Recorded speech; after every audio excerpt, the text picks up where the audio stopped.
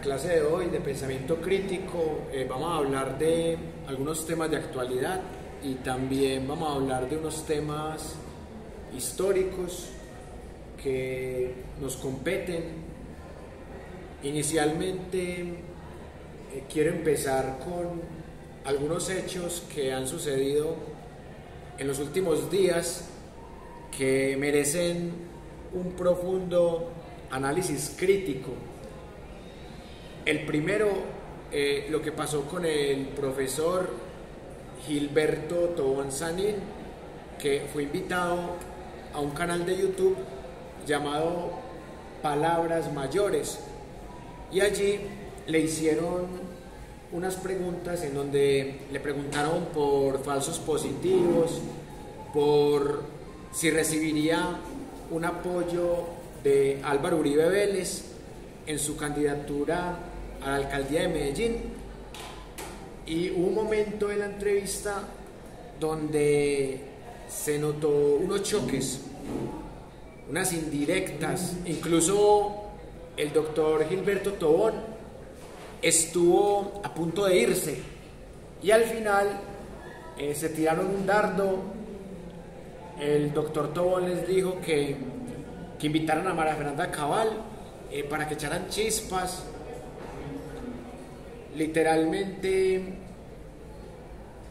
fue una despedida que mostraba que no había conformidad de las partes.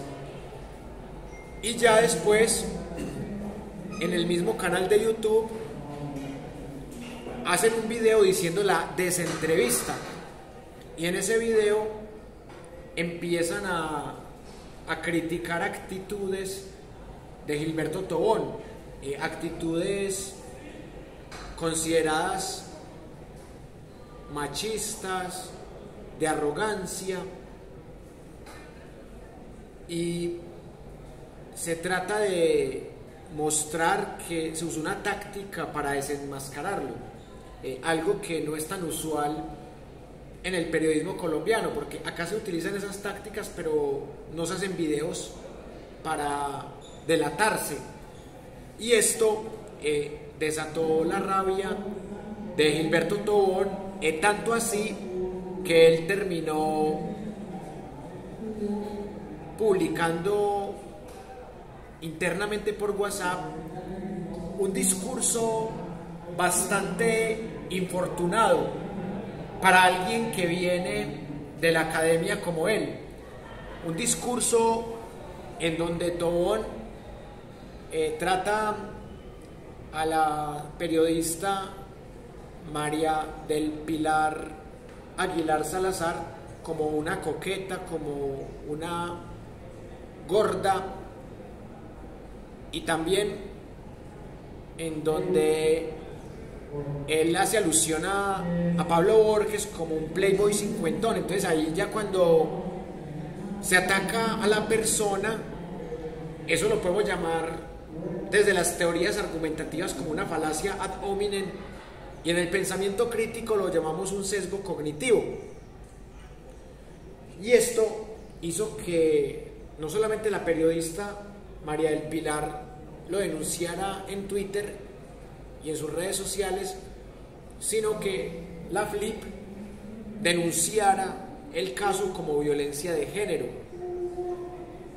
Y por eso quiero que empecemos la clase de hoy analizando el por qué se dio esta situación.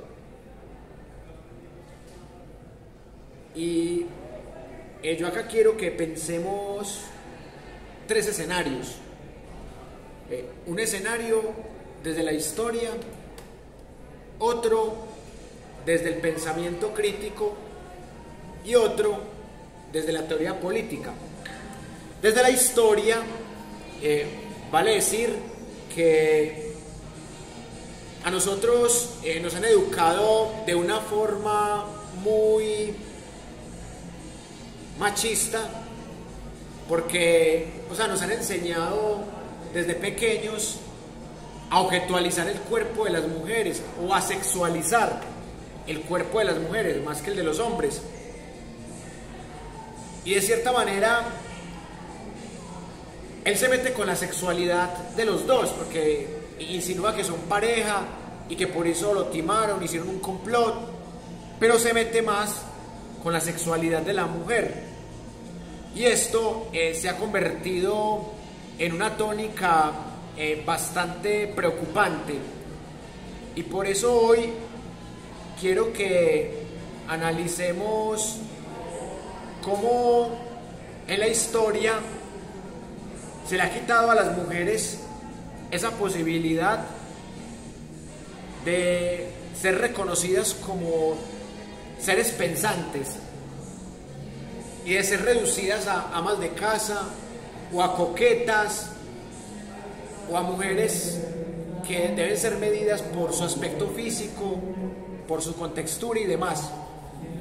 Entonces, si bien es cierto, a Gilberto Tobón se le fue la mano, se equivocó, también es cuestionable esa forma de hacer periodismo, porque es un periodismo activista y es evidente que el periodismo activista a veces sacrifica la verdad con tal de defender su ideología. Y en este caso se cuenta la historia solamente desde la posición de víctimas, pero acá también hubo un ataque a lo que se conoce como la ética periodística, que tiene que ver con informar tratando de acercarse a la verdad.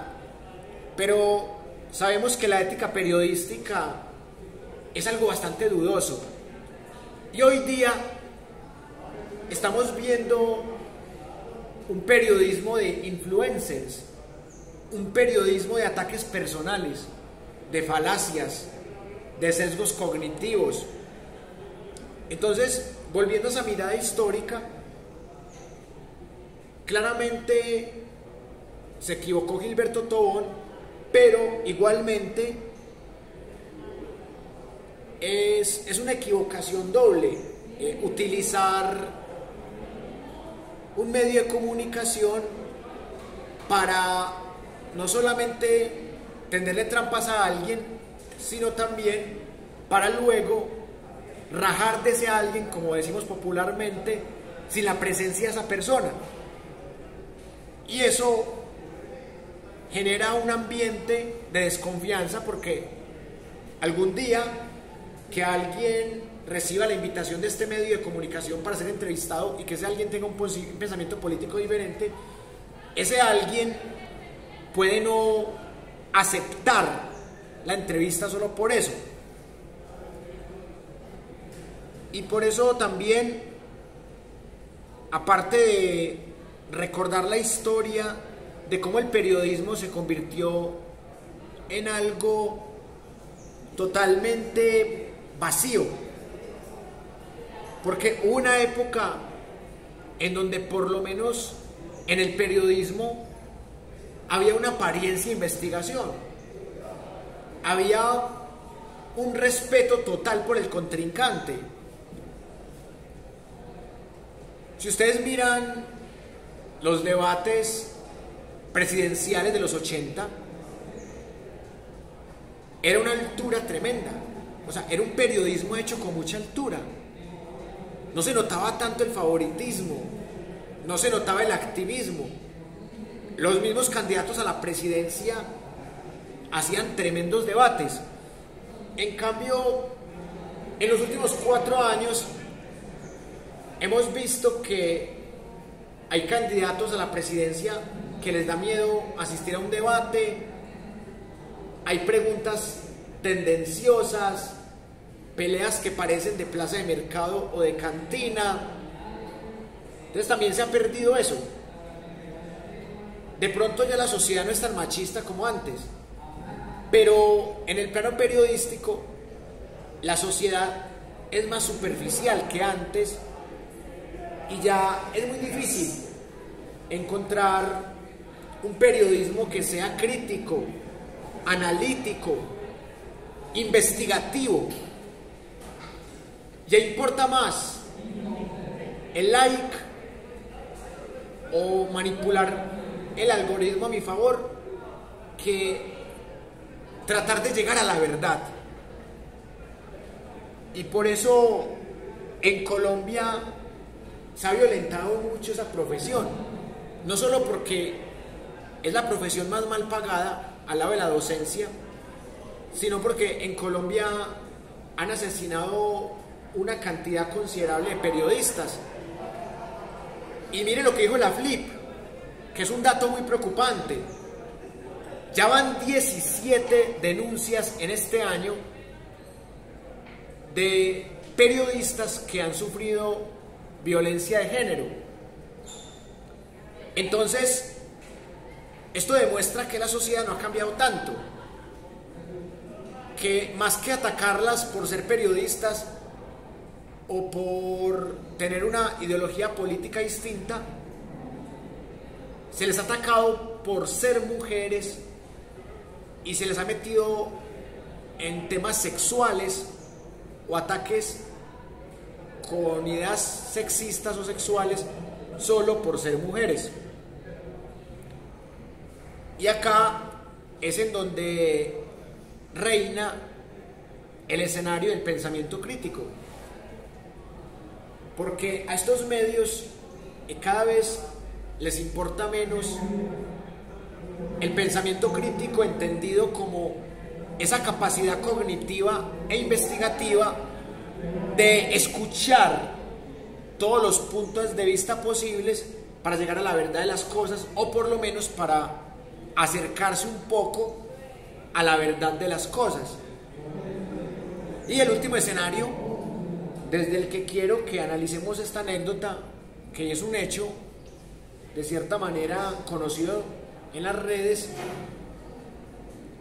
es lo que podríamos llamar la lectura política, que la política es muy diferente al pensamiento crítico o al enfoque histórico, porque la política se ha envilecido porque la política supuestamente es ayudar a las demás personas, pero en Colombia, en muchos casos, la política se ha convertido en politiquería.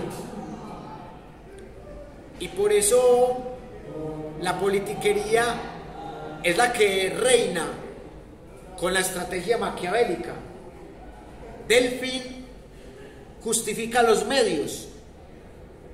Entonces, yo ya puedo mentir, engañar, hacer preguntas capciosas, porque esto me permite un fin político, que en este caso, el fin político era desenmascarar a Gilberto Tobón Sanín.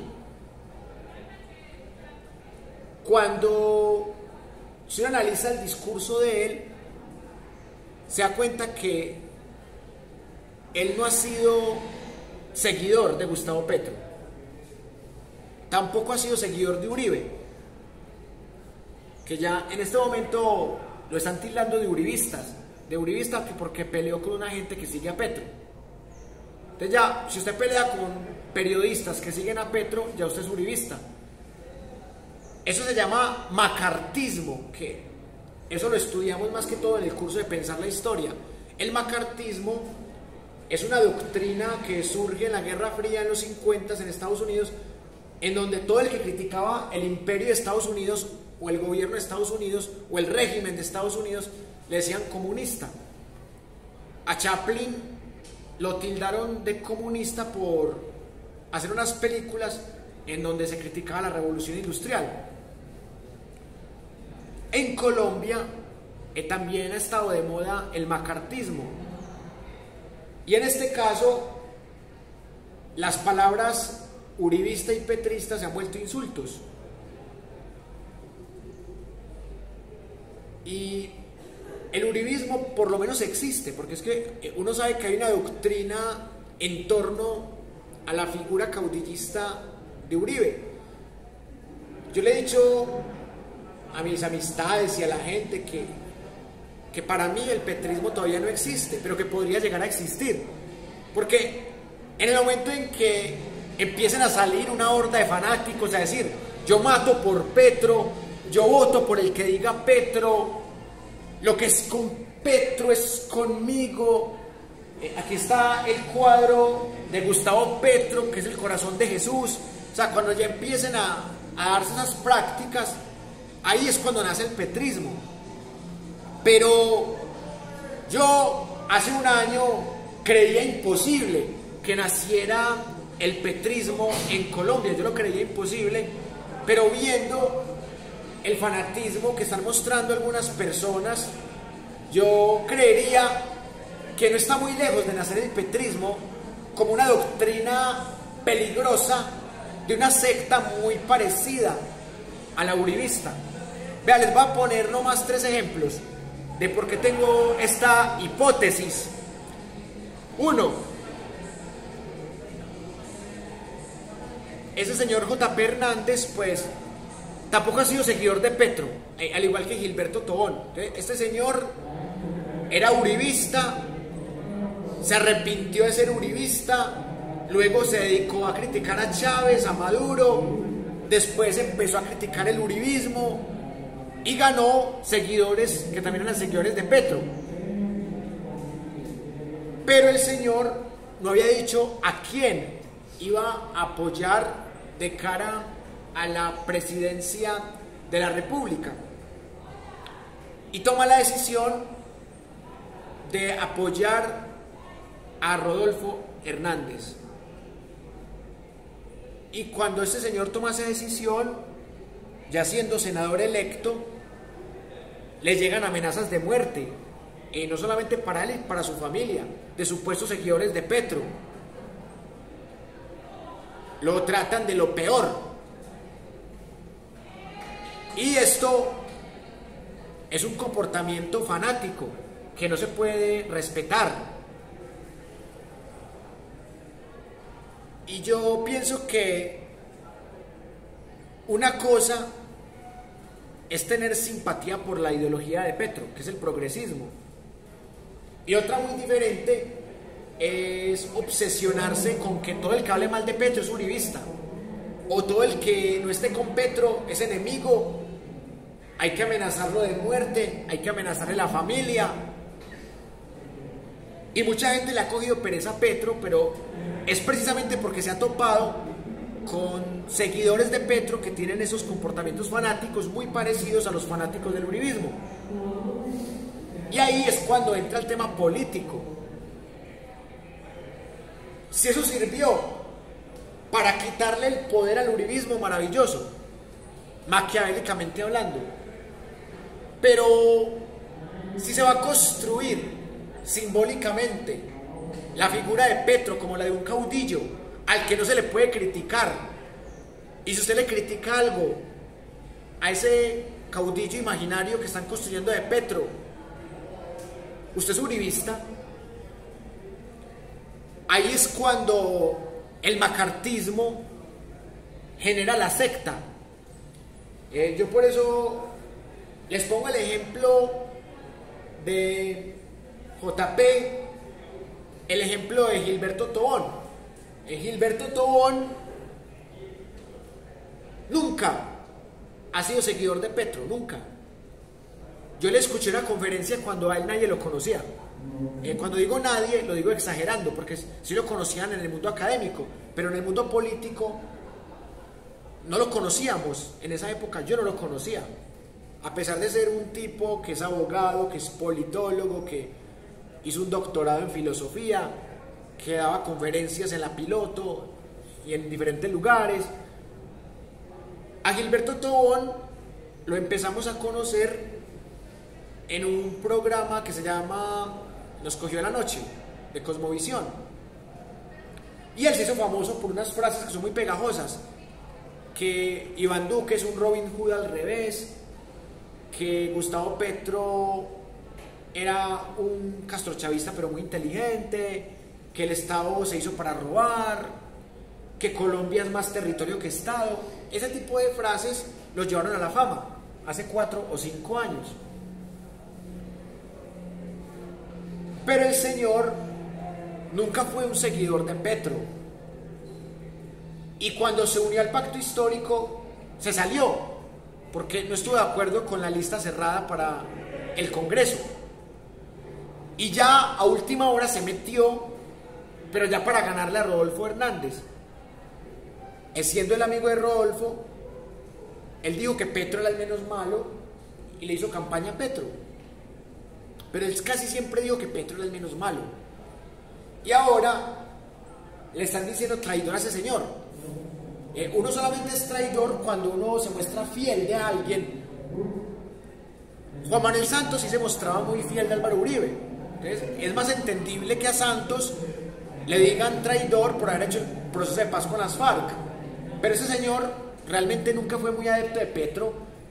Y ahora resulta que Petro no le da ni un solo cargo. Y acá quiero sacar una hipótesis. Al parecer, el señor sí esperaba algo de Petro, porque en esa misma entrevista del programa de Palabras Mayores, él sugiere de haberle conseguido a Petro más de 400.000 votos, como queriendo decir, yo le conseguí casi 500.000 votos y este man no me dio nada, ni siquiera un viceministerio, no me dio nada.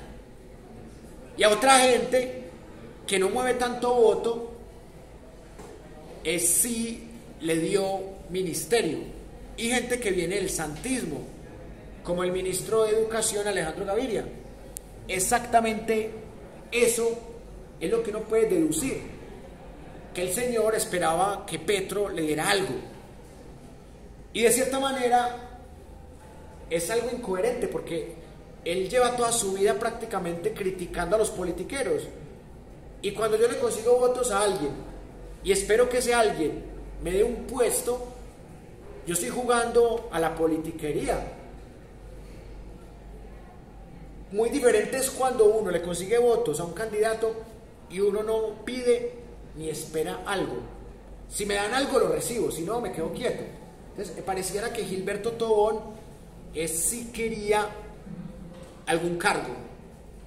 Y ahora que es candidato o precandidato a la alcaldía de Medellín, ella lo están involucrando con Uribe, por una opinión que el señor desde hace años ha defendido. O sea, si ustedes miran, cuando el señor habla de los falsos positivos, él sugiere que Uribe no fue el responsable directo de los falsos positivos, o sea, que Uribe tuvo una responsabilidad indirecta porque le respiraba en la nuca a los soldados. O sea, el señor lleva mucho tiempo defendiendo esas tesis. Entonces, me da mucha risa que lo inviten a un programa dizque a desenmascararlo, cuando realmente el señor ya estaba desenmascarado, porque no ha sido seguidor de Uribe ni de Petro, ha sido crítico de Iván Duque, también crítico de Uribe y crítico de Petro, ha tenido una opinión muy parecida desde hace muchos años de los falsos positivos. Lo podemos ver en sus conferencias, que están grabadas incluso antes de ser famoso. Y ahora, si ustedes se meten a los canales de YouTube, donde se está hablando del tema, no lo bajan de uribista. Dicen, no, es que vea, es machista, es uribista. Y eso es interesante, porque la palabra uribista se volvió un insulto. Hace 15 años o 20 años, ser uribista era solamente un insulto para la gente de la izquierda, pero de la izquierda más izquierda. Mucha gente del común se sentía orgullosa de decir que era uribista. Todavía hay gente que se siente orgullosa de decir que es uribista, pero ya son más poquitos. Ya prefieren decir que son antipetro a decir que son uribistas. Les pongo un ejemplo. Rodolfo Correa, otro precandidato a la alcaldía de Medellín. Él es uribista, ha defendido a Uribe, ha dicho que es un héroe de la patria. Y ahora se está presentando para la alcaldía de Medellín como independiente. Pero ¿saben por qué? Porque el tipo no es ningún bobo. Él sabe que los últimos que han ganado la alcaldía de Medellín no han sido ni uribistas ni antiuribistas, han sido disque independientes. Entonces, está Fajardo, está Alonso Salazar, está Aníbal Gaviria, Federico Gutiérrez y Daniel Quintero. Todos se han subido a la alcaldía de Medellín con el cuentico de que no son ni uribistas ni antiuribistas. Y eso pega. Y este man de Rodolfo Correa la está aplicando cuando todos sabemos que es uribista. Todos sabíamos que Fico es uribista. Pero ya Fico sabía que Uribe está desprestigiado. Entonces, que en este momento da más voto decir que es antipetro o decir que es independiente a decir que es uribista. Por eso esas elecciones a la alcaldía van a estar muy interesantes. Y quiero terminar con el último ejemplo. Es increíble lo que está pasando en los canales alternativos. Por ejemplo, con Aquí Noticias, que Aquí Noticias lo ponen de cuarto para la lista del Congreso, de la Cámara de Representantes, y lo eliminan a última hora y meten a Susana Boreal, una muchacha que no tiene el más mínimo conocimiento de leyes ni de política, sabe de música nada más, no sabe de política, pero ponen por encima a esa muchacha de Aquí Noticias, que es abogado y que sí sabe de política. Entonces miren, el pacto histórico se está empezando a podrir, y en el segundo bloque vamos a hablar de esto, de que el pacto histórico está fallando en muchas cosas.